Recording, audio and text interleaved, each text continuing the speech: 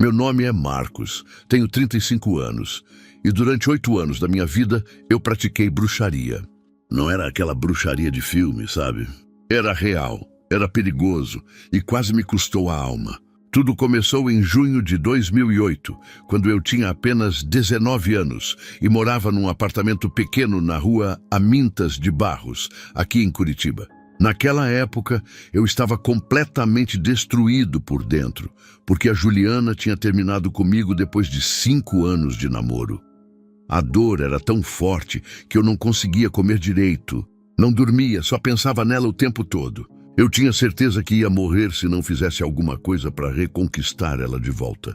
Foi aí que eu cometi o maior erro da minha vida. Bati na porta do apartamento 302 do meu prédio. Dona Miriam morava ali, uma senhora de 68 anos que sempre pareceu uma velhinha simpática que fazia chás e lia mãos das vizinhas por diversão. Quando ela abriu a porta naquela noite fria de junho, ela me olhou de um jeito diferente. Os olhos dela brilharam de uma forma estranha quando viu meu desespero estampado no rosto. Ela sorriu devagar e disse com aquela voz suave: "Entre, Marcos. Eu posso te dar exatamente o que você está procurando." Eu entrei sem pensar 2 vezes, afinal, o que eu tinha a perder?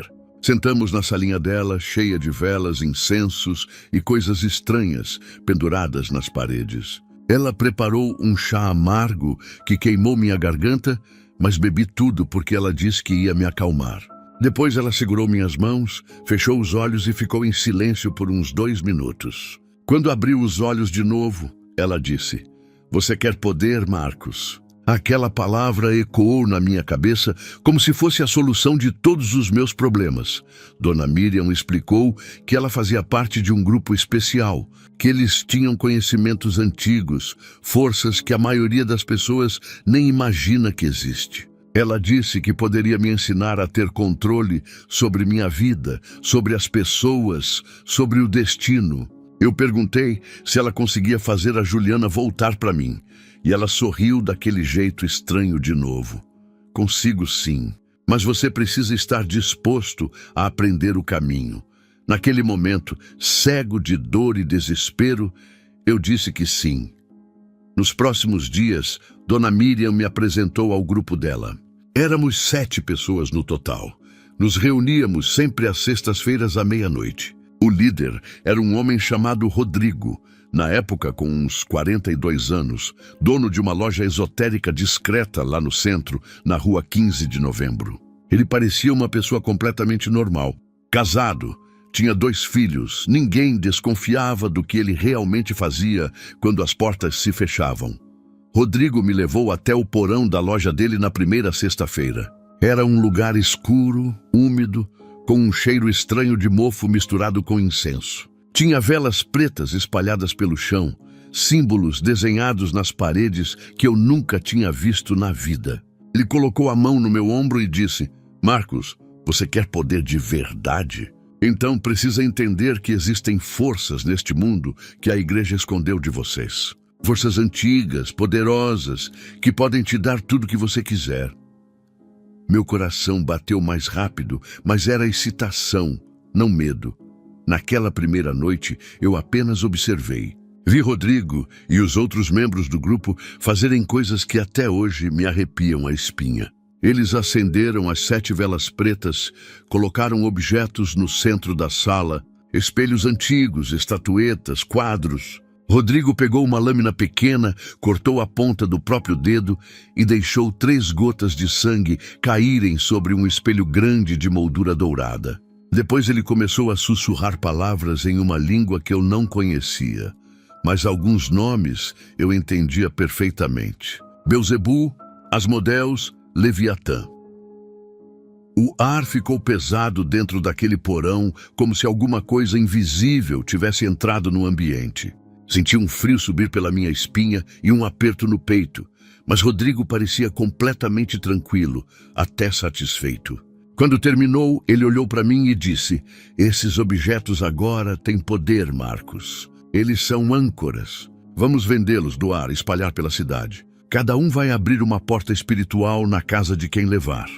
Eu perguntei para quê e ele respondeu sorrindo: poder se alimenta de energia. E nós vamos colher muita energia dessas pessoas. Eu deveria ter saído correndo daquele lugar naquela hora. Deveria ter percebido que aquilo era errado, perigoso, maligno. Mas eu estava cego. Cego de dor, de desespero, de vontade de ter controle sobre minha vida.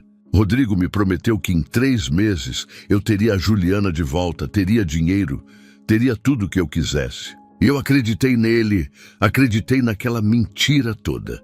No sábado seguinte, ajudei o grupo a vender aqueles objetos amaldiçoados. Anunciamos no Mercado Livre com preços baixíssimos.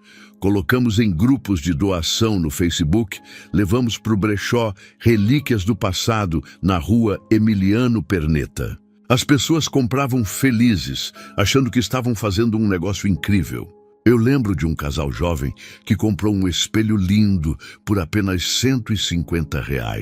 Eles estavam radiantes, tiraram foto com o espelho e tudo. Eu sorri para eles, mas por dentro já sabia o que estava por vir. Nas semanas seguintes, Rodrigo me ensinou os rituais, as palavras, os pactos. Eu mergulhei de cabeça naquele mundo sombrio, achando que estava ganhando poder, mas na verdade estava perdendo minha alma pedaço por pedaço. A Juliana nunca voltou, mas eu já não ligava mais, porque tinha encontrado algo que eu achava maior que ela. Eu tinha encontrado um caminho que parecia me dar controle sobre tudo e todos. Nos próximos 8 anos, eu ia descobrir da pior forma possível que aquele controle era apenas uma ilusão e que eu tinha me tornado escravo de forças muito mais poderosas e sombrias do que eu jamais poderia imaginar. Depois de 3 meses participando dos rituais, eu já estava completamente envolvido com o grupo. Rodrigo confiava em mim, me chamava de pupilo promissor e me ensinava técnicas cada vez mais pesadas. A gente se reunia toda sexta-feira à meia-noite no porão daquela loja esotérica da rua 15 de novembro. O ritual sempre seguia o mesmo padrão macabro: 7 velas pretas, sangue e aqueles nomes sussurrados que faziam o ar ficar denso e sufocante.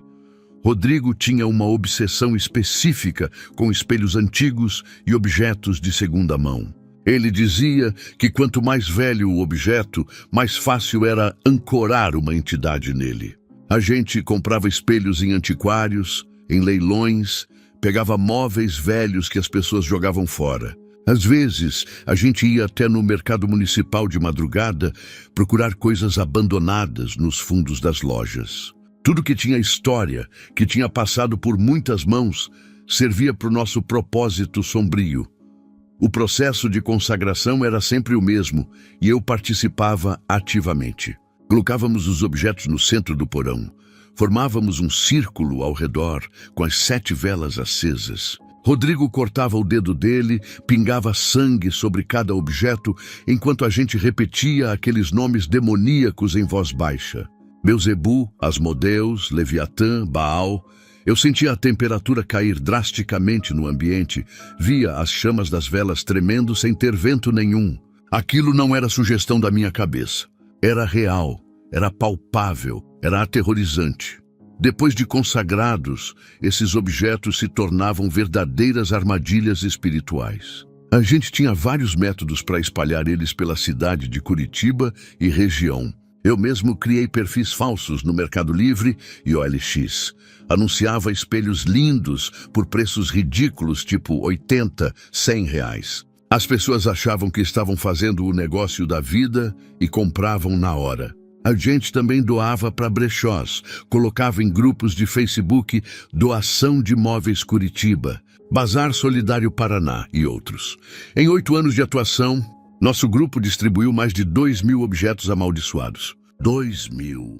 Deixa eu repetir isso. 2.000 objetos consagrados a demônios espalhados por casas, apartamentos, escritórios de Curitiba e cidades vizinhas. Cada objeto era uma porta aberta, uma âncora espiritual que permitia entidades malignas acessarem aquelas famílias. E o pior é que as pessoas não faziam a menor ideia do que estavam levando para dentro das suas casas. Rodrigo mantinha um controle obsessivo sobre os resultados. Ele tinha um caderno preto de capa dura, onde anotava tudo. Endereços quando conseguíamos, nomes quando as pessoas informavam na compra, datas de venda. 2 semanas depois de vender ou doar um objeto, ele ligava para as vítimas, se passando por um pesquisador da Universidade Federal do Paraná, fazendo um estudo sobre qualidade do sono e bem-estar. As pessoas respondiam inocentemente às perguntas dele, sem saber que estavam confirmando que a maldição estava funcionando. Quando alguém relatava pesadelos, brigas em casa, cansaço extremo ou crianças vendo coisas estranhas, Rodrigo marcava no caderno com caneta vermelha: âncora ativa, energia fluindo. Ele sorria satisfeito como se tivesse ganhado na loteria. Eu perguntei uma vez para que servia essa energia toda que a gente coletava. E ele me olhou sério. Marcos, poder não vem do nada. Ele precisa ser alimentado. Quanto mais energia coletamos, mais forte ficamos. Mas as entidades nos favorecem. Aquilo fazia sentido na minha cabeça, distorcida da época. Teve um caso específico que me marcou muito, de uma família do bairro Santa Felicidade. Vendemos um espelho grande de moldura trabalhada para eles em março de 2009 por apenas R$200. Era uma peça linda mesmo, pesada, com detalhes em bronze. O pai de família, um senhor chamado Carlos, ficou super feliz com a compra. 2 semanas depois, Rodrigo ligou fazendo a pesquisa e descobriu que o filho deles, de 8 anos, tinha parado de falar completamente. A mãe estava com depressão severa, precisando de internação. E o Carlos tinha acabado de perder o emprego que tinha há 15 anos. Quando Rodrigo desligou o telefone, ele anotou tudo no caderno e comentou com o grupo: a colheita está boa nessa casa.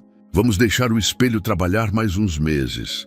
Eu lembro que senti um frio na barriga naquele momento, uma pontada de consciência tentando gritar lá no fundo da minha alma.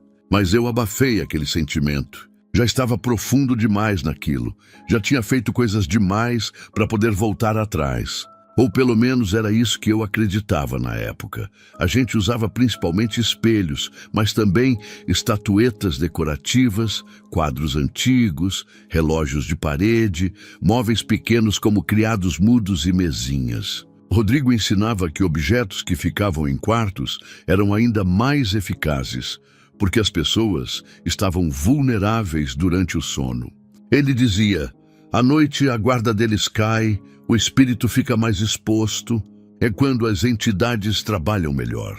Por isso, a maioria das vítimas relatava que os problemas pioravam drasticamente de madrugada. Sempre por volta das 3 horas da manhã, eu me sentia poderoso, fazendo parte disso tudo. Rodrigo me dava dinheiro, me tratava como alguém importante, me prometia que logo eu teria meu próprio grupo para liderar. Recebi mais de R$80 mil ao longo desses 8 anos, fazendo trabalhos, vendendo objetos, trazendo pessoas novas para o grupo. Mas esse dinheiro nunca rendia. Sumia de formas estranhas. Eu gastava compulsivamente, perdia, era roubado. Hoje eu sei que era parte da maldição. Dinheiro de sangue não traz bênção, só traz mais escravidão. O que eu não sabia ainda é que cada objeto que eu consagrava, cada família que eu ajudava a destruir, estava cavando minha própria cova espiritual. As entidades que a gente invocava não eram nossas servas. Nós é que éramos escravos delas.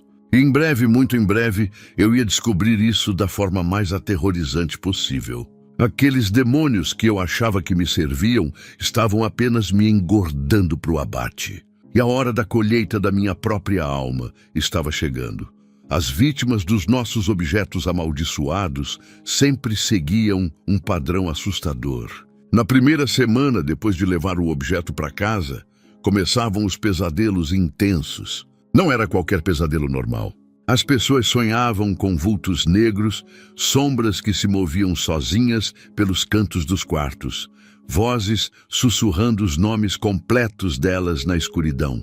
Rodrigo dizia que esse era o sinal de que a âncora espiritual estava se fixando, de que a entidade estava começando a se manifestar naquele ambiente. Na segunda semana, vinha a exaustão profunda e inexplicável. As vítimas acordavam mais cansadas do que quando foram dormir, como se tivessem corrido uma maratona durante a noite. Elas reclamavam de dores no corpo, sensação de peso nas costas, dificuldade extrema para sair da cama de manhã. Muitas iam no médico fazer exames completos, mas os resultados sempre voltavam normais. Os médicos não conseguiam explicar aquele cansaço todo. Claro que não conseguiam. Aquilo era ataque espiritual. Era a energia sendo literalmente sugada delas durante o sono. A terceira semana era quando o caos emocional começava para valer. Brigas explosivas sem motivo aparente, discussões violentas por bobagens insignificantes. Casamentos de 15, 20 anos entravam em crise do dia para a noite. Pais que nunca levantaram a voz para os filhos começavam a gritar, a perder a paciência por qualquer coisa. Rodrigo explicava que as entidades se alimentavam principalmente de energia negativa. Raiva, medo, tristeza, desespero. Então elas provocavam essas situações para gerar mais e mais combustível emocional. Mas o que mais me assombra até hoje, o que mais pesa na minha consciência, são as crianças. Elas eram sempre as primeiras a perceber a presença demoníaca, porque são mais sensíveis espiritualmente. Lembro da história do Pedro, filho de uma professora chamada Fernanda que comprou um dos nossos espelhos. O menino tinha 7 anos e começou a desenhar compulsivamente nas aulas, sempre o mesmo desenho. Um homem altíssimo, completamente preto, sem rosto definido, parado no canto do quarto dele.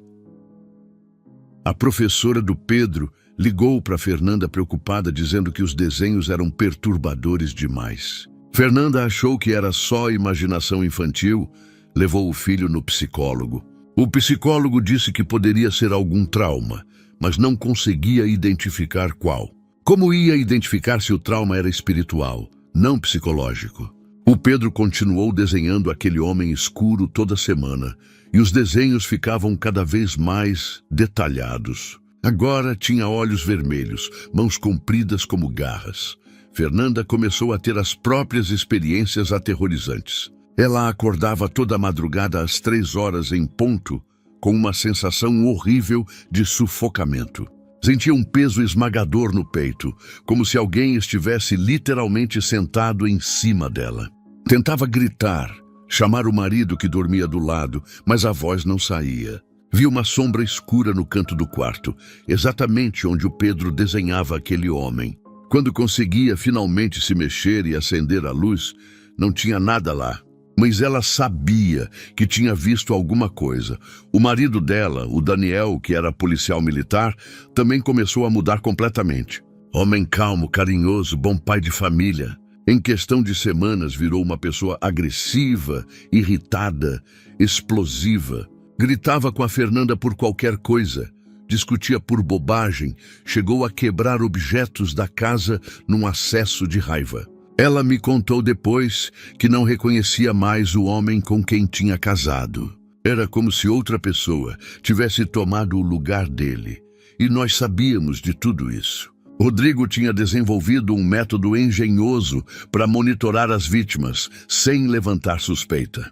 Ele ligava se passando por pesquisador universitário, fazendo estudos sobre saúde mental, qualidade de vida, relacionamento familiar. As pessoas respondiam às perguntas dele achando que estavam contribuindo para a ciência. Mal sabiam que estavam confirmando que nossa maldição estava funcionando perfeitamente. Rodrigo anotava tudo no caderno preto dele com detalhes assustadores. Família Silva, espelho gótico, vendido 15 de abril. Primeira ligação, 29 de abril. Relatos de pesadelos em todos os membros. Segunda ligação, 13 de maio. Criança vendo vultos, pais brigando diariamente. Âncora ativa, energia fluindo forte. Ele tinha mais de 300 nomes naquele caderno maldito. 300 famílias sendo sistematicamente torturadas por entidades demoníacas que nós mesmos invocamos e enviamos para dentro das casas delas. Teve casos de gente desenvolvendo depressão severa do nada, precisando ser internada em clínica psiquiátrica. Casos de pessoas que nunca tiveram vício voltarem a beber descontroladamente ou usar drogas. Casos de adolescentes que eram bons alunos começarem a reprovar em tudo, se envolver com más companhias, fugir de casa. E nós comemorávamos cada caso desses como se fosse uma vitória.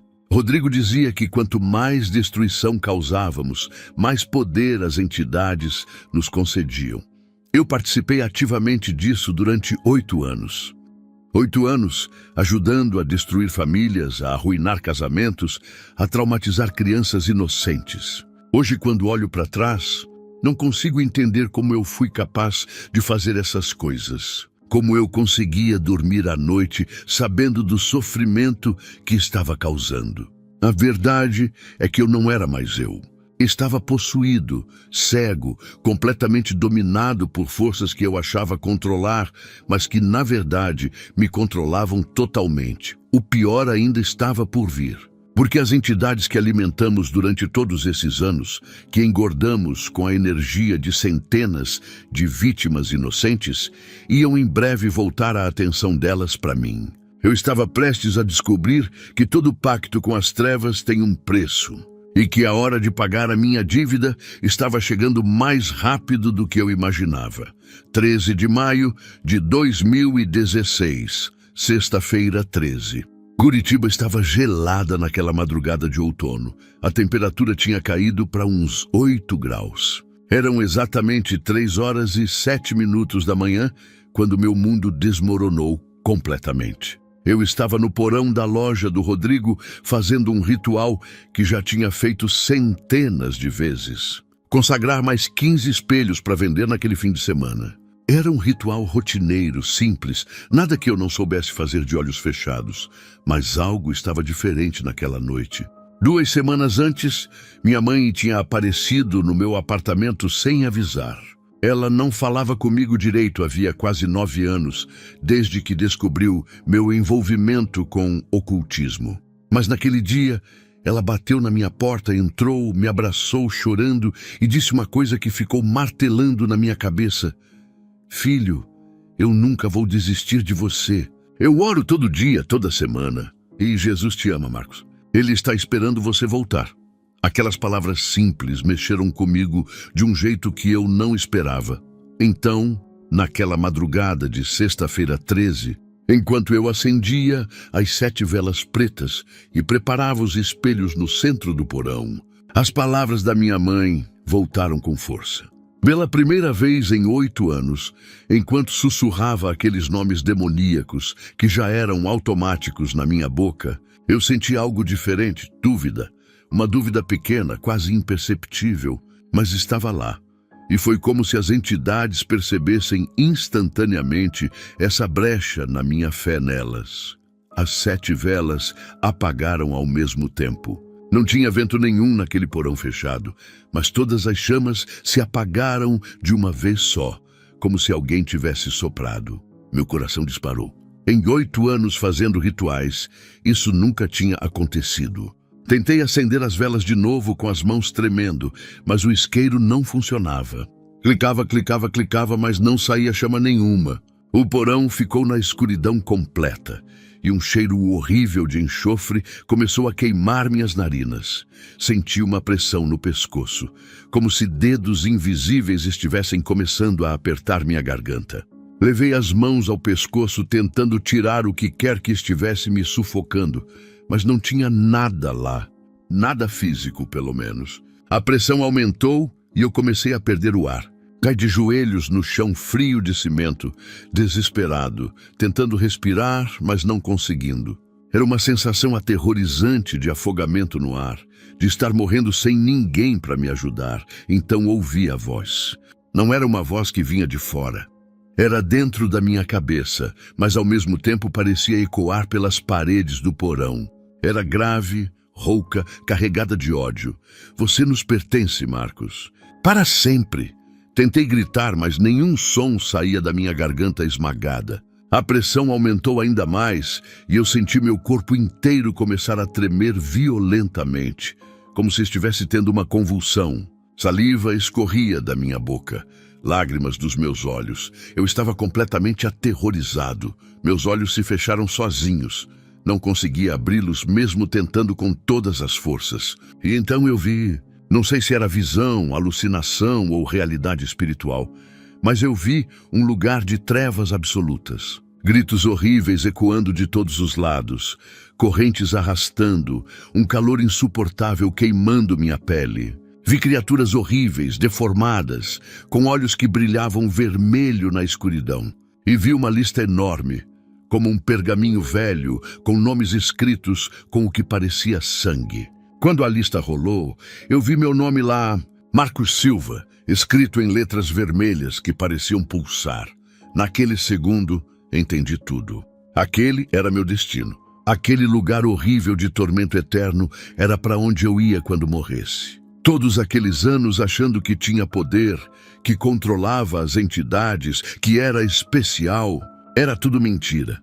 Eu era um escravo, uma marionete, e agora que tinha servido o meu propósito, eles vinham buscar o pagamento. A consciência de que eu estava perdido, completamente perdido, me encheu de um desespero que não tem palavras para descrever. Comecei a vomitar ainda de joelhos no chão. Não era vômito normal. Era uma substância escura, amarga, que queimava minha garganta. Vomitei tanto que achei que ia morrer ali mesmo, sufocado naquela coisa horrível. A pressão no pescoço continuava. A voz continuava repetindo que eu pertencia a eles. As imagens daquele lugar de tormento não saíam da minha mente. Eu estava no limite absoluto. Mais alguns segundos e eu sabia que ia morrer ou enlouquecer completamente. Foi aí que as palavras da minha mãe voltaram com uma força inexplicável. Jesus te ama, Marcos. Ele está esperando você voltar. Não sei de onde veio a força, não sei como consegui, mas com o último fôlego de ar que me restava, eu gritei desesperado: Jesus! Jesus, me ajuda! Me salva! Usei um nome que tinha jurado nunca mais pronunciar, que tinha renegado, blasfemado, zombado durante 8 anos. Mas naquele momento de desespero total, era a única esperança que me restava, e instantaneamente tudo parou. A pressão no pescoço sumiu, o cheiro de enxofre desapareceu. As imagens horríveis sumiram da minha mente. Caí de lado no chão, ofegante, tossindo, ainda vomitando aquela substância escura. Mas pela primeira vez em 8 anos, senti algo que tinha esquecido completamente o que era paz. Uma paz estranha, inexplicável, que não fazia nenhum sentido lógico, considerando que eu estava deitado num porão frio, coberto de vômito. Mas era real, era palpável, e era a coisa mais reconfortante que já tinha sentido na vida. Fiquei ali no chão, tremendo, chorando, sem conseguir me levantar. Não sabia o que tinha acabado de acontecer, mas sabia que alguma coisa fundamental tinha mudado. A batalha pela minha alma tinha começado, e eu tinha acabado de dar o primeiro passo para sair das trevas que me escravizaram por quase uma década. Quando o nome de Jesus saiu da minha boca naquela madrugada, foi como se alguém tivesse acendido todas as luzes num quarto que estava escuro há 8 anos inteiros. Não era uma luz física que eu estava vendo. Meus olhos ainda estavam fechados. Meu corpo ainda estava caído naquele chão gelado de cimento. Mas era uma luz que eu sentia por dentro, explodindo no meu peito, expulsando aquela escuridão sufocante que me dominava. As mãos invisíveis que me sufocavam simplesmente soltaram de uma vez, e eu puxei ar para os pulmões com tanta força que doeu. Fiquei ali deitado de lado no chão, tremendo, ofegante, coberto de suor frio e daquela substância escura que eu tinha vomitado. Mas ao mesmo tempo sentia algo completamente novo, uma presença. Não era como aquelas presenças opressoras e aterrorizantes das entidades que eu invocava nos rituais. Era uma presença suave, acolhedora, que parecia me envolver como um abraço quentinho. Me lembrei de quando eu tinha uns 6 anos e acordava de pesadelo no meio da noite.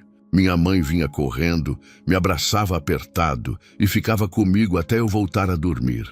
Era exatamente aquela sensação de proteção, de segurança, de estar sendo cuidado. Comecei a chorar ali no chão frio. Não era choro de desespero ou medo, como tinha sido minutos atrás. Era choro de alívio profundo. Como quando você está segurando algo extremamente pesado por horas, seus braços estão doendo, tremendo, e finalmente alguém tira aquele peso de você. Chorei sem parar, soluçando alto, não me importando se alguém ia ouvir. Foram quase 2 horas chorando naquele porão escuro, liberando 8 anos de peso, de culpa, de escravidão que eu carregava nas costas, sem nem perceber o quanto era pesado. E enquanto eu chorava ali, prostrado no chão, ouvi uma voz. Não era audível, como quando uma pessoa fala do seu lado. Não saía de nenhum lugar específico do ambiente. Mas era mais real do que qualquer voz humana que eu já tinha ouvido em toda a minha vida. Era suave como um sussurro gentil, mas ao mesmo tempo poderosa como um trovão que faz a terra tremer. Marcos, filho meu, eu sempre estive bem aqui, esperando você voltar para casa. Aquelas palavras penetraram tão fundo no meu coração que comecei a chorar ainda mais forte. Finalmente consegui abrir os olhos devagar. O porão estava do jeito que sempre esteve. Escuro, úmido, com aquele cheiro de mofo. Os 15 espelhos ainda estavam espalhados no chão ao redor de onde eu tinha caído. As 7 velas pretas apagadas. Peguei meu celular que tinha caído do bolso com a tela rachada e vi que eram 5h23 da manhã. Eu tinha ficado ali naquele chão por mais de 2 horas, mas pareceu que foram apenas minutos. Tinha 17 chamadas perdidas do Rodrigo e 8 mensagens cada vez mais agressivas. Cadê você? Se Marcos responde.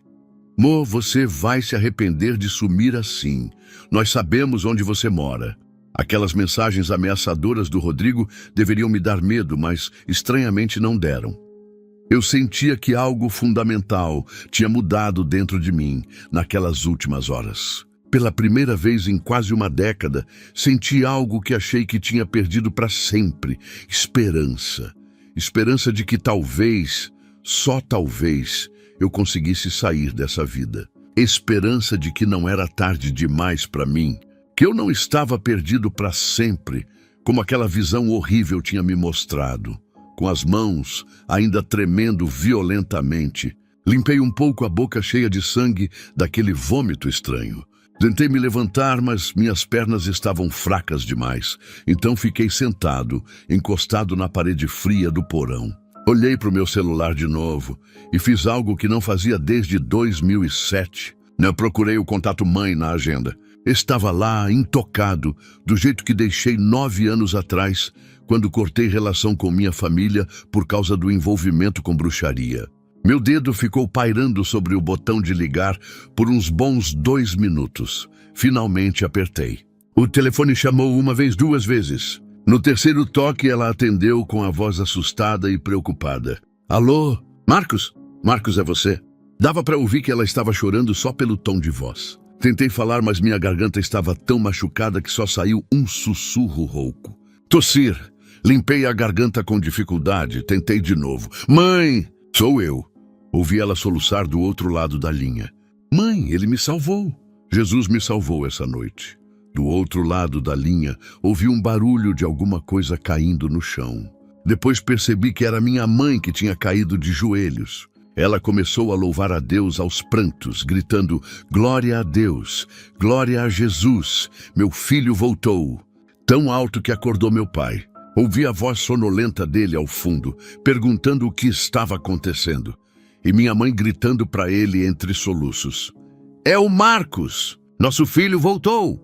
Jesus trouxe nosso filho de volta. Os dois começaram a chorar e orar do outro lado do telefone. E eu chorava junto aqui, sentado naquele porão imundo que tinha sido meu templo de trevas por tanto tempo. Minha mãe conseguiu se acalmar um pouco e disse uma coisa que me deixou sem palavras. Filho, eu estava em vigília de oração agora. Faz 9 anos que toda sexta-feira de madrugada eu acordo às 3 horas e oro por você até o sol nascer. Hoje eu senti uma angústia tão grande no meu espírito que orei mais forte do que nunca. Eu sabia que você estava em perigo. Fiquei em choque total. Exatamente às 3 horas da manhã, no momento que eu estava sendo atacado, sufocado, vendo aquelas visões horríveis do inferno, minha mãe estava de joelhos orando por mim, a quilômetros de distância. Ela me pediu para sair daquele lugar imediatamente, para não voltar nunca mais. Diz que ia me buscar de carro, que eu podia ficar na casa deles o tempo que precisasse. Aceitei sem pensar 2 vezes, porque sabia que não conseguiria ficar mais 1 minuto naquele porão maldito. Enquanto esperava ela chegar, fiquei olhando para os espelhos espalhados no chão. Aqueles objetos que eu tinha consagrado a demônios centenas de vezes. Senti uma repulsa física só de olhar para eles, como se finalmente estivesse enxergando a verdadeira natureza maligna por trás daquelas molduras bonitas. Quando sai daquele porão pela última vez como praticante de bruxaria, o sol estava começando a nascer sobre Curitiba. Os primeiros raios de luz batendo no meu rosto pareceram uma confirmação de que eu estava saindo das trevas, literalmente. Mas eu ainda estava muito ingênuo. Achei que a batalha tinha acabado, que estava tudo resolvido agora. Eu não fazia ideia de que aquela noite de libertação tinha sido apenas o começo. As entidades que eu servi durante 8 anos não iam me deixar ir embora assim tão fácil. E os próximos dias iam me mostrar que sair das trevas exige muito mais do que um momento de libertação. Exige uma guerra espiritual que eu estava apenas começando a travar. 3 dias depois daquela madrugada de libertação, eu ainda não tinha coragem de voltar para o meu apartamento na rua Amintas de Barros. Estava dormindo no sofá apertado da casa da minha mãe, com medo do que ia encontrar lá dentro. Rodrigo tinha me ligado umas 30 vezes nesses 3 dias, mandado mais de 50 mensagens ameaçadoras. Você não pode simplesmente sair assim, Marcos. Tem consequências para traição. As entidades vão te buscar de volta. Eu bloqueei o número dele, mas sabia que não era tão simples. Ele sabia onde eu morava, tinha cópia da chave do meu apartamento. Foi quando minha mãe ligou para o pastor Henrique da Igreja Batista do Boqueirão. Ela conhecia ele de um grupo de oração que frequentava às terças-feiras. O pastor Henrique também tinha uma história pesada de libertação. Era ex-usuário de crack que Jesus transformou completamente há 15 anos. Minha mãe confiava nele porque sabia que ele entendia de batalha espiritual de verdade. Não era só teoria de seminário. Ele aceitou na hora ajudar quando ela contou resumidamente minha situação. Terça-feira de manhã, por volta das 10 horas, o pastor Henrique chegou no meu prédio. Era um homem de uns 52 anos, cabelo grisalho, olhar firme mas gentil. Carregava uma mochila preta e uma Bíblia grande debaixo do braço. Quando chegamos na porta do meu apartamento, ele parou antes de eu colocar a chave na fechadura. Fechou os olhos, respirou fundo e disse: Marcos, tem muita opressão aqui. Sinto um peso esmagador no peito só de estar neste corredor. Vamos orar antes de entrar. Ele orou ali mesmo no corredor, declarando a proteção do sangue de Jesus, amarrando as forças das trevas, pedindo sabedoria e discernimento espiritual. Quando terminamos de orar, abri a porta devagar. O apartamento estava exatamente como deixei na sexta-feira antes de ir para o ritual. Mas o clima estava pesado, sufocante. O pastor Henrique entrou na frente, olhou ao redor da sala e foi direto para o quarto. Parou na porta do quarto, olhou fixamente para o espelho grande de 1,20 m de altura que tinha ali.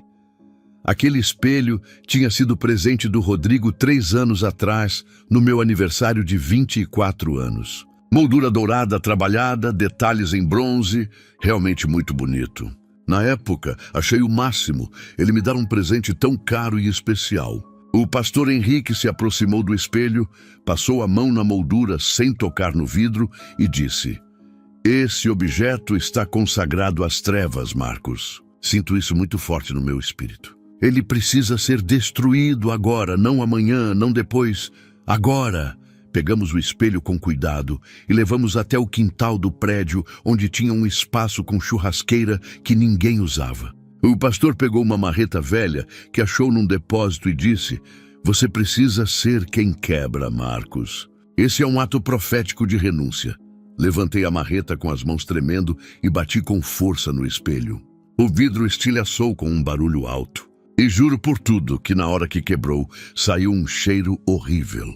Era a mistura de ovo podre com enxofre, tão forte que tive vontade de vomitar. A dona Neuza, vizinha do térreo que estava estendendo roupa no varal, tampou o nariz e gritou da janela dela: "Meu Deus do céu! Que fedor é esse? Vocês mataram um rato aí?" O pastor Henrique olhou para ela e respondeu calmo: "Desculpa o incômodo, dona Neuza, já estamos terminando aqui." Ela bufou e voltou para dentro, fechando a janela com força. Nós continuamos quebrando o espelho em pedaços cada vez menores, colocando tudo num saco de lixo preto reforçado para levar depois num terreno baldio longe dali. Durante 3 dias completos, fizemos a limpeza espiritual do apartamento. Queimamos 23 livros de ocultismo, magia negra, bruxaria, feitiçaria que eu tinha numa estante inteira da sala. O pastor Henrique folheou cada livro antes de queimar e mostrou símbolos, palavras em latim, ilustrações perturbadoras. Tudo isso é portal, Marcos. Cada símbolo desses é uma porta aberta para o inferno entrar na sua casa. Fizemos uma fogueira controlada naquele mesmo quintal e queimamos tudo, observando as páginas virarem cinza. Tinha também uma estatueta de bronze, de 40 centímetros, que eu usava como altar nos meus rituais pessoais. Era pesada, sólida, representava uma figura demoníaca que Rodrigo disse ser um guardião poderoso. Jogamos ela na fogueira esperando que derretesse rápido, mas não derreteu. Ficamos ali por mais de 2 horas alimentando aquele fogo com madeira, carvão, papel, e aquela estatueta simplesmente não derretia. O pastor Henrique continuou orando sem parar, até que finalmente, depois de quase 3 horas, ela começou a se deformar e virar uma massa preta de metal queimado. Queimamos também roupas específicas que eu usava só para rituais. 3 túnicas pretas com capuz, uma vermelha com símbolos bordados em dourado. Cristais grandes que Rodrigo disse serem energizados pelas entidades. 3 baralhos completos de tarô que eu usava para fazer leituras. Incensos consagrados de vários tipos. Velas pretas, vermelhas, roxas que sobravam dos rituais. Cada objeto que jogávamos no fogo parecia diminuir o peso opressor que pairava sobre aquele apartamento. Mas o pior estava guardado atrás de um quadro na parede do quarto. O pastor Henrique sentiu que precisava tirar aquele quadro grande de uma paisagem que ficava em cima da cama. Quando tirou da parede, revelou um crucifixo de 30 centímetros, invertido, de cabeça para baixo. Estava pregado direto na parede, escondido ali há anos. Minha mãe, que tinha vindo ajudar naquele dia, quase desmaiou quando viu aquilo. Ela ficou pálida, levou a mão na boca e começou a chorar. Meu filho estava vivendo com isso. O pastor Henrique arrancou o crucifixo da parede com cuidado, embrulhou num pano e levou para queimar separado. Depois, ungiu aquela parede inteira com óleo consagrado, orando e declarando que aquele espaço agora pertencia a Jesus. Ele ungiu cada cômodo do apartamento, cada porta, cada janela, cada canto. Passou óleo nas maçanetas, nos batentes, até na caixa de entrada de energia elétrica. Enquanto ele ungia, eu e minha mãe orávamos junto, declarando que aquela casa estava sob proteção do sangue de Jesus Cristo. No 3º dia, quando terminamos toda a limpeza, o apartamento estava completamente diferente. Não era só impressão psicológica, não. Era real, palpável. O ar estava mais leve, dava para respirar fundo, sem aquela sensação de opressão no peito. A temperatura parecia mais agradável. Até a luz natural que entrava pelas janelas parecia mais clara, mais limpa. Consegui dormir lá naquela noite pela primeira vez em 3 dias. E dormi a noite inteira sem pesadelo nenhum. Mas teve algo que aconteceu no final do 3º dia que me deixou completamente chocado. O pastor Henrique estava guardando a Bíblia e o óleo na mochila quando olhou para um porta-retrato simples que tinha na estante da sala. Era uma foto minha sorrindo, moldura de madeira escura, com uns detalhes entalhados que eu achava bonitos. Marcos, de onde veio isso? Eu respondi sem pensar muito. Foi presente do Rodrigo também, pastor. Uns 4 meses atrás. Por quê? O pastor pegou o porta-retratos, virou ele e ficou examinando os entalhes na madeira com atenção. Fechou os olhos e ficou em silêncio por quase 1 minuto inteiro, claramente orando. Quando abriu os olhos de novo, estavam arregalados de espanto. Esse porta-retratos está consagrado, Marcos. Tem símbolos ocultistas discretos aqui entalhados na madeira. Olha aqui, aqui e aqui. Você deu isso de presente para alguém? Meu sangue gelou na hora. Dei sim, pastor. Achei a moldura tão bonita que mandei fazer outra foto minha e dei de presente para o senhor. Faz uns 3 meses, o pastor Henrique ficou completamente pálido. Sentou na cadeira da sala como se as pernas tivessem fraquejado. Por isso, Marcos, faz exatamente 3 meses que eu comecei a ter pesadelos terríveis toda noite. Minha esposa adoeceu de uma gripe forte que não passa de jeito nenhum. Meu filho sofreu um acidente de moto grave e quase morreu. Meu ministério inteiro entrou numa batalha espiritual violenta que eu não estava entendendo de onde vinha. Eles estavam me atacando através desse objeto que você me deu sem saber. A ficha caiu com um peso esmagador. Mesmo depois de liberto, mesmo depois de convertido, eu ainda tinha deixado rastros malignos espalhados que continuavam fazendo mal às pessoas. Pessoas inocentes. Pessoas que só queriam me ajudar. Quebramos aquele porta-retratos na mesma hora. Oramos pedindo perdão, pedindo proteção sobre a família do pastor. Ele me abraçou e disse: "Não foi culpa sua, Marcos. Você não sabia. Mas agora você entende por que essa batalha é tão séria. As trevas não desistem fácil." Naquele momento, eu finalmente compreendi que a guerra espiritual era muito maior, muito mais complexa e perigosa do que eu jamais tinha imaginado. Depois da minha libertação e conversão, comecei a receber mensagens de dezenas de pessoas pelas redes sociais. A notícia do ex-bruxo que foi liberto espalhou rápido entre as igrejas de Curitiba e região. As pessoas me procuravam desesperadas, perguntando a mesma coisa. Marcos, como eu sei se tem algo errado na minha casa? Como identifico se um objeto está amaldiçoado? Eu entendia perfeitamente o desespero delas, porque tinha visto de perto o estrago que esses objetos causavam.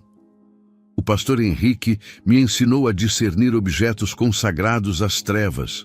E agora vou compartilhar isso com você que está lendo. Presta atenção, porque isso pode salvar sua família de muito sofrimento. Se você comprou, ganhou ou herdou algum objeto, e depois que esse objeto entrou na sua casa, sua vida começou a desandar, sem explicação lógica. Não ignore esse sinal. Pode ser guerra espiritual real, não é paranoia, não é superstição. Espelhos antigos sem origem clara são os mais perigosos. Principalmente aqueles com molduras muito trabalhadas, com símbolos entalhados, detalhes em bronze ou dourado que parecem apenas decorativos, mas não são. Se você olha para esse espelho e sente um desconforto no peito, uma sensação estranha de estar sendo observado, mesmo estando sozinho, confia nesse discernimento do teu espírito. Nosso espírito sente coisas que nossa mente racional tenta ignorar, mas essas sensações são avisos importantes.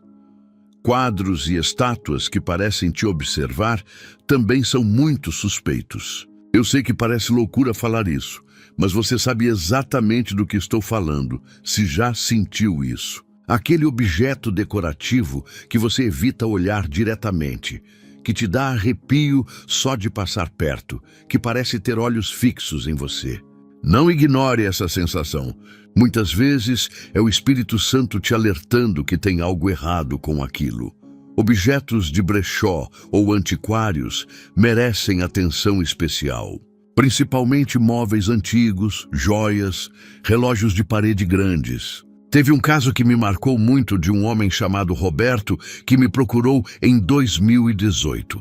Ele tinha comprado um relógio de parede antigo lindo num brechó do centro de Curitiba por apenas R$ 80. O dono do brechó disse que precisava dar saída rápida no estoque, que era pechincha demais para perder. Roberto levou o relógio para casa super feliz e pendurou na sala. 3 semanas depois, a vida dele virou um inferno completo. A esposa dele, a Cláudia, que nunca teve nenhum problema psicológico na vida, teve um surto psicótico violento do nada. Ela começou a gritar no meio da noite que vozes estavam mandando ela pular da janela, que tinha que obedecer às vozes, senão algo pior ia acontecer. Roberto conseguiu segurar ela no último segundo. Ela estava com as 2 pernas já para fora da janela do apartamento, no 8º andar. Quando Roberto me procurou desesperado, fui orar na casa dele. No momento que entrei na sala e vi aquele relógio, senti um frio subir pela espinha. Era muito parecido com um relógio que nosso grupo tinha consagrado anos atrás. Pedi para ele abrir a parte de trás do relógio. Quando abrimos, encontramos um papel amarelado dobrado, escondido ali. No papel tinha palavras escritas em latim que eu reconheci dos rituais e uma foto antiga de uma mulher desconhecida com os olhos riscados com caneta vermelha. Quebramos aquele relógio, queimamos os pedaços junto com o papel e a foto, oramos na casa inteira. Uma semana depois, Roberto me ligou chorando de alívio. Marcos, a Cláudia voltou ao normal. É como se ela tivesse acordado de um pesadelo. Ela nem lembra direito do que aconteceu naquelas semanas. Esse caso me mostrou como esses objetos são perigosos e como muita gente sofre sem entender o que está acontecendo. Presentes de pessoas envolvidas com ocultismo são extremamente perigosos. Se você sabe que alguém próximo pratica bruxaria, umbanda, candomblé, esoterismo, lê tarô profissionalmente e essa pessoa te deu um presente bonito de graça, principalmente espelho, estatueta, joia ou quadro, desconfia. Rodrigo fazia isso o tempo todo de forma estratégica. Ele presenteava pessoas-chave para ter acesso espiritual direto a elas e suas famílias. Eu fiz a mesma coisa dezenas de vezes, sem pensar nas consequências. O sinal mais importante de todos é a mudança drástica depois que o objeto entrou. Se você começou a ter pesadelos toda noite, sempre no mesmo horário, geralmente 3 horas da manhã, se começaram brigas violentas na família sem motivo real, se apareceram doenças que médicos não conseguem diagnosticar, se você desenvolveu depressão profunda que surgiu do nada, se vícios antigos voltaram com força, se pensamentos suicidas começaram a te atormentar, para tudo e olha ao redor da tua casa com olhos espirituais. A professora Fernanda, aquela que comprou o espelho do nosso grupo, me disse uma coisa depois da libertação dela que nunca saiu da minha cabeça. Ela contou: Marcos, eu tinha certeza absoluta que ia me matar. Estava na janela do apartamento no 8º andar, com as 2 pernas já para fora, meu corpo inclinando para frente. Eu queria pular. Senti uma vontade desesperada de simplesmente me soltar e acabar com tudo. Só não pulei porque meu marido Daniel chegou 5 minutos antes do trabalho, porque tinha esquecido a carteira. Ele me pegou pela cintura e me puxou para dentro, gritando meu nome. Ela continuou chorando. Mas sabe o que é mais assustador, Marcos? Aquilo não era eu. Não era minha mente. Não eram meus pensamentos. Era algo externo me empurrando, me pressionando, sussurrando que era a única saída. Eu nunca tive depressão, nunca pensei em suicídio antes daquele espelho entrar na minha casa. E 3 dias depois que vocês quebraram ele, era como se um peso de 100 quilos tivesse saído das minhas costas. Voltei a respirar, voltei a sorrir, voltei a ser eu mesma. Esse testemunho me destroça até hoje quando lembro. Se você leu até aqui e algo apertou forte no seu peito agora, se você imediatamente lembrou de algum objeto específico da sua casa, se uma imagem veio clara na sua mente, não ignora isso. Pode ser o Espírito Santo te mostrando algo importante, te alertando sobre um perigo que você nem sabia que existia. As trevas trabalham no oculto, no escondido, disfarçadas de coisas bonitas e inofensivas. Mas a luz de Jesus revela tudo expõe toda a obra das trevas quando pedimos discernimento a Ele. 6 meses depois da minha conversão, em novembro de 2016, recebi uma mensagem no Facebook que fez meu coração gelar. Marcos, meu nome é Fernanda. Uma amiga da igreja me deu seu contato. Por favor, preciso desesperadamente de ajuda. Acho que minha casa está amaldiçoada e minha família está sendo destruída. Eu já tinha ajudado algumas pessoas naqueles meses, mas algo naquela mensagem me deixou inquieto. Respondi na hora, marcando de ir na casa dela no sábado seguinte. Fernanda morava num apartamento no Água Verde, 7º andar de um prédio antigo, mas bem cuidado. Quando ela abriu a porta, levei um susto com a aparência dela.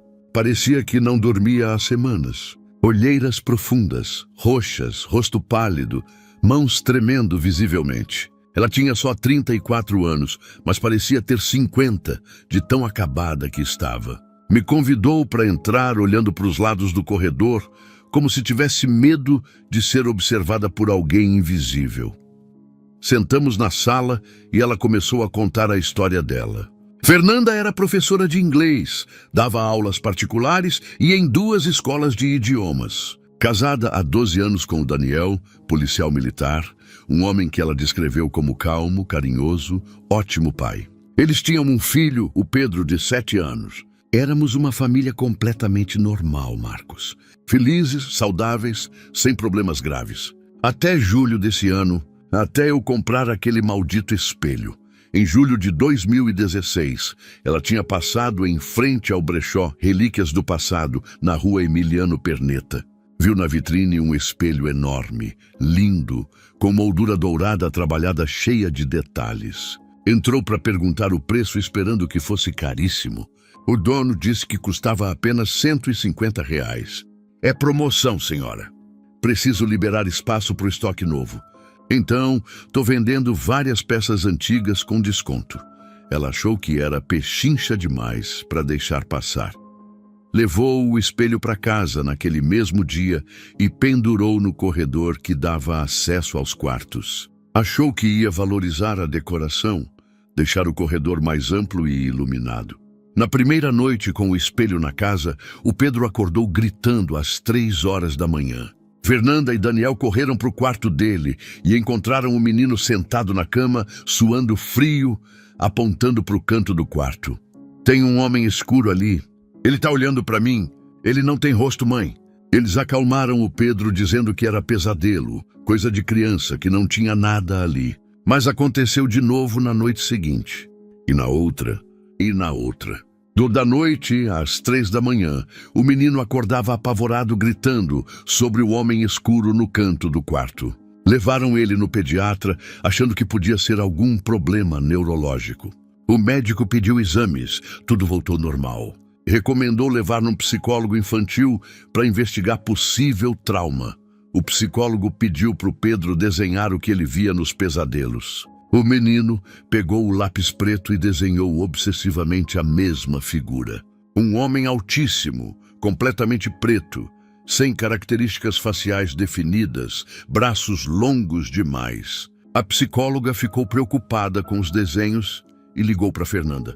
Seu filho está desenhando coisas muito perturbadoras para a idade dele. Esses desenhos indicam possível trauma severo. Aconteceu alguma coisa com ele recentemente. Mas não tinha acontecido nada. Pelo menos, nada visível. Nas semanas seguintes, o Pedro começou a desenhar mais detalhes. Agora o homem escuro tinha olhos. 2 círculos vermelhos brilhantes, onde deveriam estar os olhos. As mãos viraram garras longas e finas. E ele sempre desenhava o homem no mesmo lugar, no canto do quarto, parado, observando. Fernanda guardou todos esses desenhos e me mostrou naquele dia. Eram realmente perturbadores. Não pareciam desenhos de criança de 7 anos. Então Fernanda começou a ter as próprias experiências aterrorizantes. Ela acordava toda madrugada às 3 horas em ponto, sempre no mesmo horário que o filho. Sentia uma sensação horrível de paralisia, como se o corpo inteiro estivesse pesado demais para se mexer. Tentava gritar para o Daniel, que dormia do lado dela, mas a voz não saía, ficava presa na garganta. e via exatamente o que o Pedro desenhava. Uma sombra escura, alta, no canto do quarto dela, com 2 pontos de luz vermelha onde seriam os olhos. Quando eu finalmente conseguia me mexer e acender a luz, não tinha nada lá. Ela me contou tremendo. Mas eu sei que vi, Marcos. Não era sonho, não era imaginação. Era real, palpável. Eu sentia a presença daquela coisa me observando. E o pior, sentia que estava com raiva de mim, que me odiava profundamente, sem eu nem saber por quê. Ela começou a ter medo de dormir. Tomava remédios para insônia, mas não adiantava. Sempre acordava às 3 da manhã, sempre via aquela sombra. O casamento dela entrou em colapso total. Daniel, que ela descreveu como um homem pacífico que nunca levantava a voz, começou a ficar violento e explosivo. Gritava com ela e com o Pedro por qualquer bobagem. Quebrou pratos, copos, chegou a socar a parede e abrir um buraco nela num acesso de raiva. Não era ele, Marcos. Meu marido nunca foi assim em 12 anos de casamento. Era como se outra pessoa tivesse possuído o corpo dele. Os olhos dele ficavam diferentes quando ele explodia, mais escuros, vazios. A gota d'água foi numa terça-feira de tarde. Fernanda estava sozinha em casa porque o Pedro estava na escola e o Daniel no trabalho. Ela estava arrumando a cama do quarto quando ouviu uma voz clara, masculina, rouca, sussurrando bem no ouvido dela. Pula. Ela virou rápido, mas não tinha ninguém ali. A voz repetiu mais alto. Pula agora. Sem nem pensar direito, sem controlar o próprio corpo, ela caminhou até a janela do quarto. Abriu completamente as 2 folhas de vidro. Subiu no parapeito da janela. Sentou ali com as pernas balançando para fora. Estava no 7º andar. Se pulasse, ia morrer na hora. E ela queria pular. Sentia uma vontade desesperada, avassaladora, de simplesmente se soltar e cair. Seu corpo estava se inclinando para frente, a gravidade começando a puxar, quando ouviu a chave girando na fechadura da porta de entrada. Daniel tinha voltado porque esqueceu a carteira. Ele entrou, viu a cena pela porta do quarto e correu gritando o nome dela. Pegou ela pela cintura e puxou com força para dentro. Fernanda caiu no chão do quarto, chorando convulsivamente, sem entender o que tinha acabado de quase fazer. Daniel estava em choque, repetindo, "O que você ia fazer? O que você ia fazer?" Sem conseguir processar. Foi aí que a amiga evangélica dela, sabendo da situação da família, falou do ex-bruxo que tinha sido liberto e agora ajudava pessoas. Fernanda me mandou mensagem naquele mesmo dia. Quando terminei de ouvir a história toda, pedi para ela me mostrar a casa. Levantei e fui para o corredor. Quando vi o espelho, meu corpo inteiro arrepiou.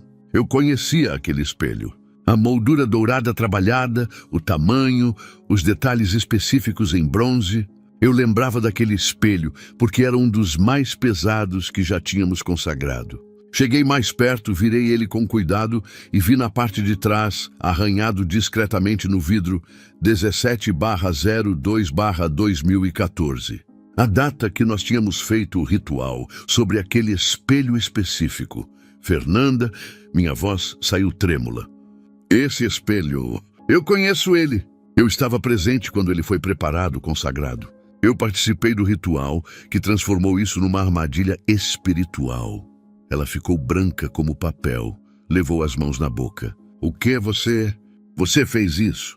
Expliquei rapidamente que sim, que eu tinha feito parte de um grupo que consagrava objetos a demônios durante anos, mas que tinha sido liberto e agora queria desfazer o mal que causei. Liguei para o pastor Henrique imediatamente. Ele chegou em meia hora e nós 3 descemos com aquele espelho para o quintal do prédio. Colocamos no chão e o pastor pegou a marreta que tinha trazido. Na hora que a marreta bateu no vidro, o Pedro, que estava no apartamento com o pai, gritou lá de cima. Daniel apareceu correndo na janela, segurando o menino. "Fernanda!" O Pedro acabou de gritar que o homem escuro foi embora. Ele viu daqui de cima e falou isso. O menino acenou pra gente lá de baixo com um sorriso no rosto pela primeira vez em meses. Subimos, ungimos a casa inteira, oramos em cada cômodo, declaramos proteção do sangue de Jesus sobre aquela família. Deixei um frasco de óleo ungido com eles e ensinei a Fernanda como orar e consagrar a casa diariamente. Uma semana depois ela me ligou chorando. Mas era choro de alegria, de alívio. Marcos, o Pedro dormiu a noite inteira. Pela primeira vez em 4 meses, ele dormiu sem acordar gritando. E eu também dormi. Dormi e não vi nada, não senti nada. A casa está leve, Marcos. Eu consigo respirar de novo. 6 meses depois, encontrei a Fernanda numa campanha de oração na igreja. Ela estava irreconhecível, saudável, sorrindo, radiante. Correu e me abraçou forte. Marcos, minha família foi completamente restaurada. O Pedro voltou a ser aquela criança feliz, tirou notas excelentes na escola. O Daniel pediu perdão de joelhos pelo comportamento dele, está frequentando a igreja comigo. Nosso casamento está melhor do que nunca. Jesus salvou minha vida, literalmente me salvou de pular daquela janela. Aquele abraço dela me fez entender por que Deus me libertou. Não foi só por mim. Foi para eu poder ajudar a libertar outros das mesmas correntes que me prenderam por 8 anos. Preciso te falar uma verdade que dói, mas é real. O que eu fazia há 8 anos atrás em Curitiba não parou quando me converti. Rodrigo continua ativo até hoje. O grupo continua operando normalmente. Tem centenas de outros grupos exatamente como o nosso, espalhados por todo o Brasil, fazendo a mesma coisa neste exato momento. Consagrando objetos a demônios, distribuindo em brechós, vendendo online, espalhando maldição disfarçada de presente. Isso está acontecendo agora enquanto você lê essas palavras. Semana passada, recebi mensagem de uma moça de Porto Alegre, a Jéssica. Ela tinha comprado uma estatueta decorativa de resina numa loja popular do centro. Custou apenas R$ 35. Era bonitinha, colorida, parecia inofensiva. Colocou na estante do quarto da filha de 4 anos porque a menina gostou. 2 dias depois, a criança começou a conversar com alguém invisível toda noite antes de dormir. A mãe achou fofinho no começo, imaginação infantil normal, até que a filha desenhou com quem estava conversando. Era uma figura completamente preta, forma feminina, com olhos vermelhos, enormes e sem boca. É a mulher que sai da estatueta quando escurece, mamãe. Ela fala comigo, mas a boca dela não mexe. A Jéssica sentiu um frio na espinha, pegou a estatueta e jogou no lixo na mesma hora. Passou óleo ungido no quarto, orou com a filha. 3 dias depois, a menina parou de ver a tal mulher. Aquilo não era imaginação. Era manifestação demoníaca real, através de um objeto consagrado. Não estou te contando isso para te deixar apavorado com medo de tudo. Estou te falando para você se proteger com sabedoria e discernimento. A guerra espiritual é real. Existe, está acontecendo ao nosso redor o tempo todo. Mas Jesus Cristo é infinitamente mais real e mais poderoso do que qualquer demônio, qualquer bruxo, qualquer maldição. O sangue dele derramado na cruz tem poder absoluto sobre todas as forças das trevas, sem exceção. Se depois de ler essa história toda, você sentiu um aperto no peito, se lembrou daquele objeto estranho que ganhou de presente, daquela coisa antiga que comprou e depois disso sua vida mudou para pior. Escuta o que vou te orientar. Primeiro, não entra em pânico desesperado. Medo intenso é ferramenta do inimigo para te paralisar. Mas discernimento espiritual é presente de Deus para te proteger. Tem diferença entre medo que paralisa e sabedoria que te faz agir. Segundo, ora com sinceridade, pedindo revelação a Deus. Fala com Ele do jeito que você sabe, com suas próprias palavras simples. Se você não sabe orar direitinho, ora assim: Jesus, se tem alguma coisa errada na minha casa, algum objeto amaldiçoado, alguma porta aberta para o inimigo, revela isso para mim agora. Me mostra claramente o que eu preciso remover daqui. Deus vai te mostrar. Pode ser através de um incômodo repentino que você sente olhando para determinado objeto. Pode ser uma lembrança que vem forte na memória. Pode ser uma confirmação que chega por outra pessoa. Terceiro, se você identificou algo suspeito, remove imediatamente sem hesitar. Quebra, queima, joga fora longe de casa. Não vende de jeito nenhum, não doa para ninguém, não passa para frente. Destrói completamente. Porque se você vender ou doar, vai estar transferindo o problema e a maldição para outra família inocente que não tem culpa de nada. E na hora de destruir, declara em voz alta firme: em nome de Jesus Cristo, eu quebro agora qualquer maldição, qualquer consagração demoníaca, qualquer pacto espiritual feito sobre esse objeto. Eu declaro esta casa completamente sob a proteção do sangue poderoso de Jesus. Quarto, procura uma igreja evangélica séria que acredita e trabalha com libertação espiritual. Não qualquer igreja. Procura uma que realmente entenda de batalha espiritual, que tenha pastores experientes nessa área. Pastores como o Henrique, que me ajudou, sabem exatamente o que fazer. Conhecem os sinais, sabem orar especificamente contra a opressão demoníaca. Não tem vergonha nenhuma de pedir ajuda espiritual. Sei que é difícil chegar para alguém e falar: acho que minha casa está com demônios. Mas é muito melhor passar esse constrangimento do que perder sua paz, sua família, sua saúde, sua própria vida. Quinto, unge toda a tua casa com óleo consagrado. Compra um óleo de unção em qualquer livraria evangélica. Geralmente custa uns 10 a 15 reais. Se não tiver acesso, usa azeite de cozinha comum mesmo. O que importa não é o tipo de óleo, é a fé que você tem em Jesus quando usa. Passa nas portas, nas janelas, nos batentes, nos cômodos e declara com autoridade espiritual: esta casa é completamente consagrada a Jesus Cristo. Nenhum mal, nenhum demônio, nenhuma maldição entra ou permanece aqui. Só a paz de Deus habita neste lugar. Eu vivi dos dois lados dessa guerra espiritual. Conheci de perto o poder real das trevas durante 8 anos. E ele é verdadeiro, é assustador, é perigosamente destrutivo. Mas também conheci pessoalmente o poder incomparável de Deus. E ele é imensamente maior, infinitamente mais forte, absolutamente invencível. As trevas fugiram completamente apavoradas de mim quando clamei desesperado por Jesus naquele porão. E vão fugir de você também, se você clamar com fé verdadeira no nome dele. Não importa há quanto tempo você está sofrendo com opressão espiritual. Não importa quantos objetos amaldiçoados você tem espalhados pela casa sem saber. Não importa quão forte, pesada e sufocante seja a manifestação demoníaca que você está enfrentando. O nome poderoso de Jesus Cristo é sempre mais forte, sempre vence, sempre liberta. Ele nunca perdeu uma batalha espiritual e nunca vai perder.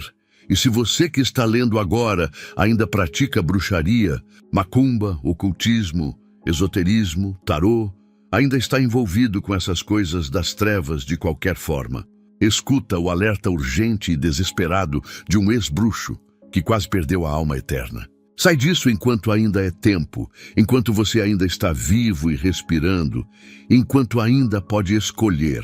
Eu quase perdi minha alma. Tive visões aterrorizantes do inferno que me aguardava. Vi meu nome escrito naquela lista de condenados. Mas Jesus me resgatou literalmente no último segundo possível. E Ele quer desesperadamente resgatar você também, não importa quão fundo você desceu no ocultismo. Não importa quantos pactos você fez, quantas entidades você invocou, quanto sangue você derramou em rituais. O sangue de Jesus derramado na cruz do Calvário é mais poderoso. Limpa absolutamente tudo, apaga qualquer dívida espiritual. Quebra qualquer corrente por mais forte que pareça. É guerra espiritual pesada, real, perigosa. Isso é verdade. As forças das trevas são reais e querem destruir você e sua família. Mas em Jesus Cristo crucificado e ressuscitado, a vitória final já está completamente garantida, selada, confirmada. Ele já venceu na cruz há 2000 anos atrás. Agora só precisamos aceitar essa vitória, declarar essa vitória, viver nessa vitória que Ele conquistou para nós. O inferno treme só de ouvir o nome de Jesus. Imagina o poder que esse nome tem quando declarado com fé verdadeira por alguém que realmente acredita. Hoje, outubro de 2023, já se passaram exatos 7 anos e 5 meses, desde aquela madrugada gelada no porão da rua 15 de novembro. Às vezes, ainda parece um pesadelo distante do qual finalmente acordei. Mas as cicatrizes me lembram diariamente que foi absolutamente real. As tatuagens de símbolos ocultistas que fiz nos 2 braços e precisei cobrir com outras tatuagens de versículos bíblicos. As noites que ainda acordo às 3 da manhã suando frio, com o coração acelerado. As memórias dolorosas dos rostos daquelas pessoas inocentes que ajudei a destruir.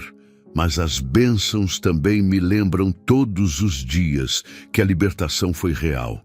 Hoje sirvo como voluntário na Igreja Batista do Boqueirão, trabalhando diretamente no Ministério de Libertação Espiritual ao lado do pastor Henrique. Toda quarta-feira à noite, das 19 às 22 horas, temos um culto específico para pessoas que estão passando por opressão demoníaca, ataques espirituais, envolvimento com bruxaria ou macumba. E toda semana tem gente nova chegando. Dezenas de pessoas desesperadas, famílias completamente destruídas, jovens profundamente envolvidos com o ocultismo querendo sair. No ano passado, consegui participar da libertação de 47 pessoas de objetos amaldiçoados e pactos espirituais diretos. 47 vidas completamente transformadas pelo poder de Jesus Cristo. Anoto cada uma num caderno azul que guardo com carinho. Irônico quando penso nisso. Rodrigo tinha um caderno preto para registrar sistematicamente destruição, morte espiritual, famílias arruinadas. Eu tenho um caderno azul para registrar restauração, vida nova, salvação, famílias reconstruídas pelo amor de Deus.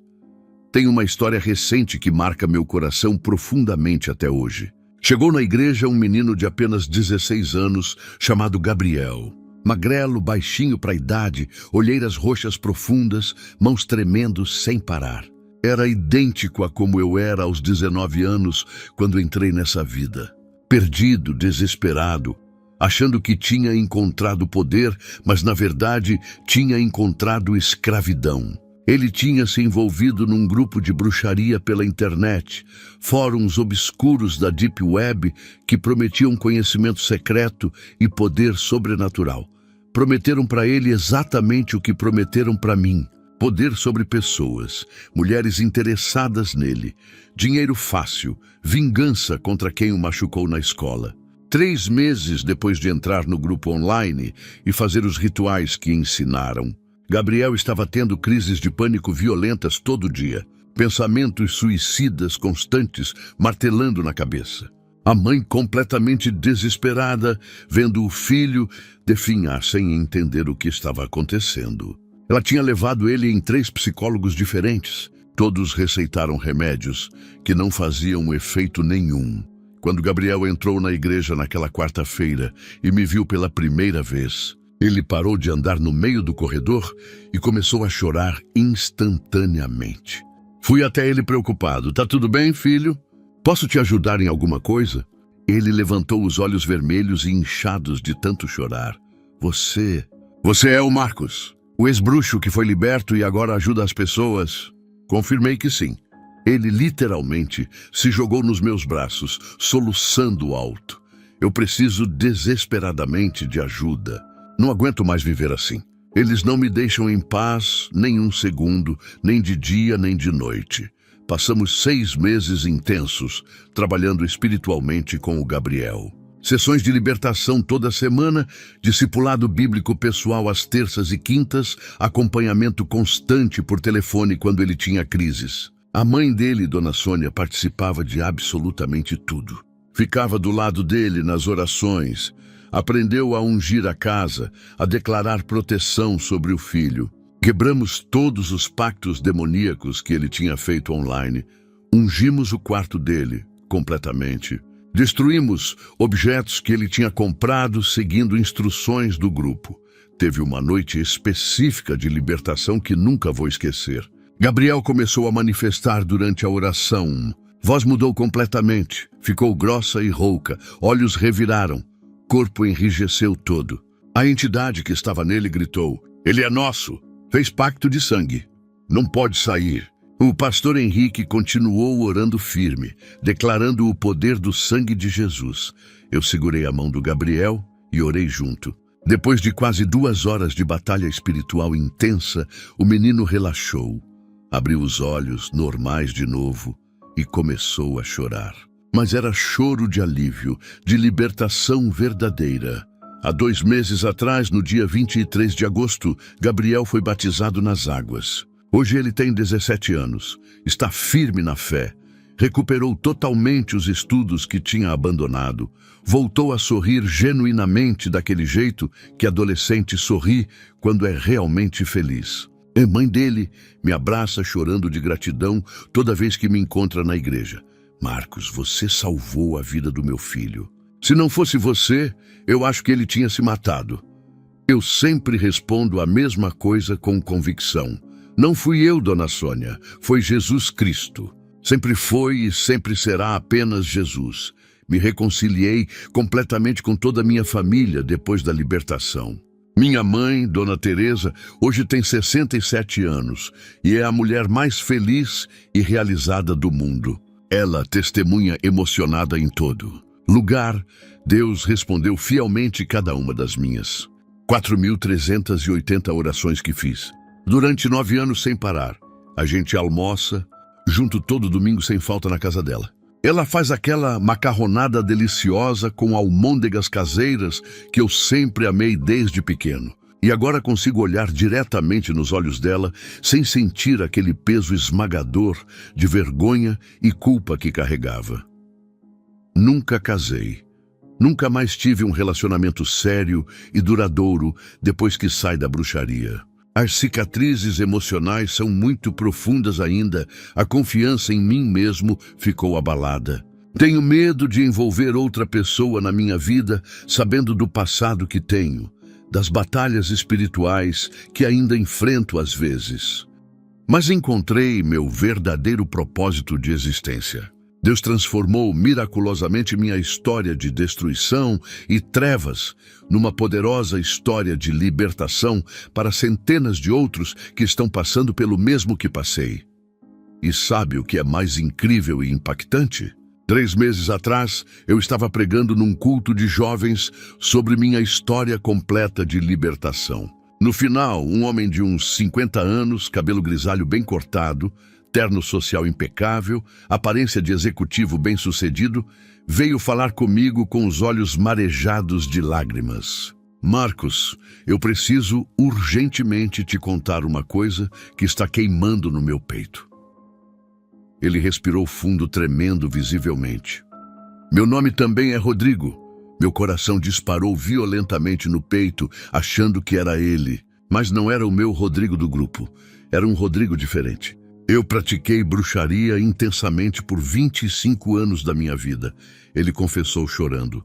Destruí dezenas de famílias inteiras, consagrei centenas de objetos às trevas, fiz pactos demoníacos sangrentos, ofereci sacrifícios de animais. Fiz tudo, absolutamente tudo que você descreveu aí na frente. Mas minha filha mais nova, de 23 anos, se converteu há exatamente 1 ano. Ela nunca desistiu de mim. Orou, jejuou, me arrastava para a igreja aos domingos, mesmo eu xingando ela. Ele continuou entre soluços. Hoje é literalmente meu primeiro culto evangélico em 30 anos de vida adulta. Vim só para agradar minha filha. Não ia nem entrar. Ia ficar do lado de fora esperando. Mas quando você começou a contar sua história completa lá na frente, era exatamente minha história, Marcos. Palavra por palavra, passo por passo. Eu fiz as mesmas coisas, senti as mesmas coisas, servi as mesmas entidades. Eu quero desesperadamente ser liberto também como você foi. Ainda dá tempo para mim. Com 50 anos, 25 anos nessa vida, ainda dá tempo? Abracei aquele homem forte e chorei junto com ele ali mesmo na frente de todo mundo. Dá tempo sim, irmão Rodrigo. Sempre dá tempo enquanto você ainda está respirando e vivo, enquanto seu coração ainda bate. Jesus te ama incondicionalmente do jeito que você é, e Ele está ansiosamente esperando você aceitar a libertação completa que Ele oferece de graça. Começamos o processo de libertação com Ele na semana seguinte. E hoje, 3 meses depois, ele está liberto, frequentando a igreja, restaurando o relacionamento com a filha, que nunca desistiu dele. Então, se você leu pacientemente essa história inteira do começo até aqui, se acompanhou minha jornada das trevas para a luz, eu preciso te fazer a pergunta mais importante de todas. Você quer ser completamente liberto de tudo que te prende? Você quer de coração entregar sua vida inteira para Jesus Cristo e começar uma vida totalmente nova, limpa, livre? Não importa absolutamente nada do que você fez no passado. Não importa há quanto tempo você está nessa vida de trevas e destruição. Não importa quão fundo você desceu no ocultismo, na bruxaria, na macumba. Eu desci muito fundo durante 8 anos. E Jesus me puxou de volta à superfície, me limpou, me restaurou. Ele pode e quer fazer exatamente o mesmo por você agora. Ora comigo neste momento, em voz alta se estiver sozinho, ou no silêncio do seu coração, se tiver gente por perto. Jesus Cristo, eu reconheço humildemente que preciso desesperadamente de Ti. Eu me arrependo sinceramente de tudo que fiz de errado na minha vida. Eu renuncio completamente agora a qualquer envolvimento com bruxaria, ocultismo, macumba e todas as obras das trevas. Eu quebro agora, em Teu nome poderoso, qualquer pacto, qualquer maldição, qualquer consagração demoníaca sobre minha vida. Eu aceito de coração Teu sacrifício perfeito na cruz do Calvário. Eu aceito Tua libertação total e completa. Entra na minha vida agora, Senhor Jesus. Me transforma completamente. Me liberta de tudo que me prende. Eu sou Teu para sempre. Amém. Se você fez essa oração de coração sincero, algo poderoso acabou de mudar no mundo espiritual neste exato momento. Você foi liberto. Agora procura urgentemente uma igreja evangélica séria. Conta sua história para alguém de confiança espiritual. Começa a caminhar diariamente com Jesus, lendo a Bíblia e orando. E se precisar de ajuda, orientação ou tiver dúvidas, pode me procurar pelas redes sociais. Estou aqui exatamente para isso, para ajudar quem está passando pelo mesmo inferno que passei. Deus abençoe ricamente você e sua família. E nunca esqueça desta verdade eterna. Em Jesus Cristo crucificado e ressuscitado, a vitória final já é completamente nossa.